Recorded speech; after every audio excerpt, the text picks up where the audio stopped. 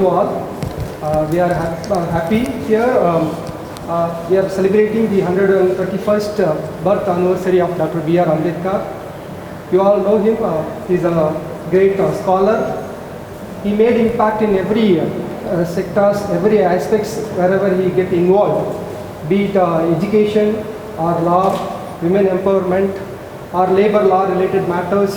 Even as an economist, he made a great impact. Such a great personality birthday we are celebrating today. I am thankful to Honorable Vice Chancellor who made all arrangements to do this function in a grand manner in our university campus. I am also thankful to our registrar. Whenever we approached him, he rendered all his support to carry out the constitutional mandate, whatever we want to do it in the university campus. He helped us a lot. Even whenever the grievances of SC/ST faculty members comes to us through the liaison officer, I always took the issues to the Honorable Vice Chancellor. He's even with a lot of commitment, he always hear our grievances. He is ready to address. Many of the issues were addressed. Still, there are things which needs to be addressed. He always ready to address that issues in the coming days. I am thankful to the university authorities, especially the Vice Chancellor, Registrar, Director, for their support for safeguarding the interest of constitutional rights. Once again, I welcome you all. Thank you so much for being with us today to celebrate 131st birth anniversary of Dr. B.R. Ambedkar. Dr. Ravi Verma is here. Ravi Verma team. Okay. Now I invite the Honorable Vice Chancellor to share words with regard to Dr. Ambedkar in this 31st birth anniversary of Dr. B.R. Ambedkar. Thank you, Professor Arul. All my colleagues here and everybody else who is present here. Let me congratulate you on this 131st birth anniversary of this great human being of our country, Dr. B.R. Ambedkar. Professor Arul has already described that he was a multifaceted personality. You name an area, you will find that he has put in his heart and soul into that, be economy, law, constitution, women empowerment, anything you name, you will find his contribution to a great deal. Last year, I remember when we celebrated 130th occasion, I had highlighted some of the salient features of the contributions that Dr. B.R. Ambedkar had made to our constitution. I'll dwell a little more on that further.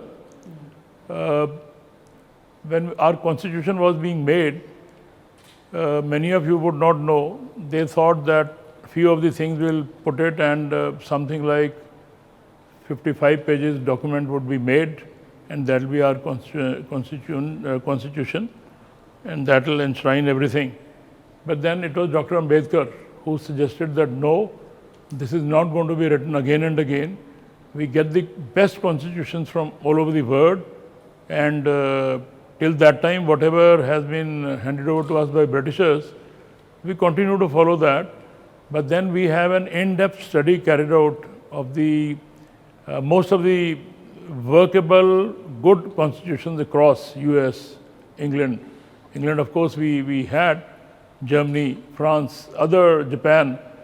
So those constitutions, I think it was 6-membered Constituent Assembly, they studied this in great deal. They took about 2 years to go through the finer points of all this.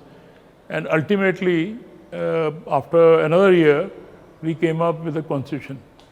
And if, again, I'll say, if you go through the documents, you will find it was Dr. Ambedkar who said this is not the end of the story. This is an evolving constitution. We are not going to put it as a permanent entity wherever, whenever there is going to be a need. Because he was one who was seized of this fact. He knew about our jail laws, he knew about our criminal laws, he knew what is the jail manuals which were being followed at that time in different states. So he said that many things are to be still looked into, and once we are able to cover everything, probably we will be able to modify our law further. And right now also, there are many areas where we are still following what was there in 1905, particularly I am talking about postal laws. So all this was, though put into practice, but Dr. Ambedkar said it is going to be an evolving machine which will be as per the needs of our country. We will amend, we will revise, and that is what you will all agree with me has resulted in 105 amendments till now. So wherever there is a need, we are amending. We are amending as per the needs of our society, as per the needs of our country, and as per the needs of international scenario. Those things are also changing. Well, the constitution had really come up and everybody around the world had appreciated our constitution. People still do it. Whenever you go to any conference which pertains to constitutional law, some of the greats in this area like Nani Palkiwala or Fari Irani or for that matter our own recent professor who is still working very vibrantly, Professor Upendra Bakshi, they all acknowledge and they put it very proudly that this is one of the best constitutions which could have been documented in the span of time that our forefathers had worked on it. There were a few concerns in one of the articles I remember which Professor Upendra Bakshi had written in either 87 or 91, I'm not exactly remembering, I think it was 87, when he said that though everything is in place, but a lot has to be done about our environmental laws. There is nothing pertaining to that. So he sparked a thought in everybody's mind, and ultimately in the next decade, up to about 97, you would have all known that the kind of environmental laws which were brought into this is what we are seeing now, that it is resulting in greening and bringing our ozone depletion under control, and that will lead to a better environmental control. Now, these are the thoughts of what comes to a great person, and B.R. Ambedkar was one such great person that who had his vision on all fronts. And when this was being written, I think we should just salute him that at that time he envisioned that we need a society where equality will be the first and foremost thing. So with that, he drafted this policy, and that is the result of that policy we are now reaping. There are certain misgivings. When we celebrate, a larger sect of our society, they think that Dr. B.R. Ambedkar belongs to them only. I feel very sad when I look at this narrow vision of our society. Dr. B.R. Ambedkar be given the same respect which our other social reformers are being given in our society. People say Mahatma Gandhi, yes, so he is equivalent to that. If we can give that kind of a respect and we say he is our national figure, Dr. B.R. Ambedkar is also in that same footsteps. He deserves the same amount of respect, but Dr. Ambedkar was hijacked by one. They said it is our leader. It is not. He is a national leader. He is India's leader. He is everybody's leader, irrespective of religion, creed, caste, society, wherever you come from. So he is our leader, I am saying, because he is the one who said everybody should be equal. Nobody else had thought of that. If you take my own state, we had our own field workers. Unfortunately, we never treated them on par, though they were from our community. They were with us, but we said, no, they are our workers. Now, over the years, with this kind of awakening which Dr. Ambedkar generated, they are all on par, and that is one of the reasons that the state I am talking about has flourished so much that there is a absolute prosperity all over. So this is what is needed. We thought of having equality, but then we have not in the real sense put that into practice. What we need to do is, we need to have equality for everybody, and that respect, if we start giving, probably what was envisioned by these greats under the leadership of Dr. Ambedkar would become a reality sooner than later. What we have not been able to achieve, probably it is because of our own faults, we have not understood the Constitution properly, and people take it out of compulsion. It should be that way. It should be out of your heart that, well, if I am working, there is a other friend of mine who needs an equivalent respect. So if that feeling comes into your mind, probably we will be embarking on a right path. The other important thing we need to remember is, if I tell that I am into this, I am putting in my best, I will also expect the other fellow to put in one's best.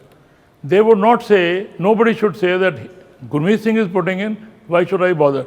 I can work only for 2 hours, let that fellow work for 20 hours. If I take it as my duty, I expect everybody to take this as a cardinal duty of every individual to work for our society.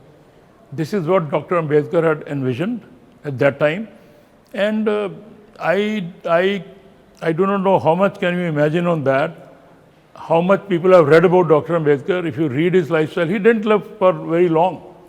He didn't live for 80 years plus. I think he died at about mid-60. So with that limited period that he had at his disposal, the kind of work that he has done, we can never think of doing that much. Whatever people have done, they have done it in 7 decades, 8 decades. Look at anybody for that matter, excepting maybe a handful. Swami Vivekananda could be one who died very young. Our own Subramaniam Bharati died very young, but others have lived on and they contributed in that long span. But Dr. Ambedkar contributed in a very short span, and if the credit for our wonderful constitution is to be given to one individual, I'll say a larger chunk of that, I think it will be Dr. Ambedkar, who shall deserve the richest compliments for giving us this great constitution of ours, on the strength of which we are all enjoying freedom, we are all enjoying all sense of equality. But what we need to do in our day-to-day working is, this should be applicable, this should be the thought process of every individual across the country, that we need to put in our best. That is what is lacking. We need to put in our best by keeping Almighty in our minds, that, well, if I am going to do this, probably I'll be on the right path and my country is going to be benefiting out of this. So that is what is needed, and that is not probably being done. People think that it is the other's duty to put in the best, not mine. I can afford to relax. But this is what Dr. Ambedkar had guided us. This is what he has advised. This is what, if you look at read some of his speeches that he had given, all the time his advocacy was that we all put in our best, and then if we do that in the sincerest manner, you will find that the constitution will automatically shall be looked into the right spirit in which this has been written and in which Dr. Ambedkar had envisioned that. So I not only wish, I sincerely pray to Almighty that we all get enough wisdom to put our constitution in the light of what Dr. Ambedkar had written, and we all follow that path. If that is done, I think our country is heading for an era which any wonderful progressive country would be in. We are already into that frame, but we need to take it a little further. I am sure in the years to come, we are going to achieve and fulfill Dr. Ambedkar's dreams in the real sense of the word. So I compliment our friends for celebrating this great day. We are doing it every year, and I had also highlighted this in one of my earliest addresses here, that what is the purpose of celebrating a day year after a year? Idea of this is that it reminds us of the promises, of the path that we have to follow, the journey that we have to embark on. If we stray from that, we ultimately would be reminded of on this day when we celebrate that yes, this is what we need to do. And when we do it year after year, we are reminded of that, and we take a pledge year after year that here on earth, if we have not done anything, now we will be following Dr. Ambedkar's dreams and we will make it a reality. So my highest compliments to everybody who has come in here to celebrate this great man's birthday, 132nd every day. And I have been observing year after year we are doing it in the right spirit. which is a wonderful compliment to everybody. Thank you very much, and God bless all of us. We have with us Dr. Ravi Varman team. They are going to sing a song by praising Ambedkar for 5 minutes. So I welcome the team. Speak with Dr.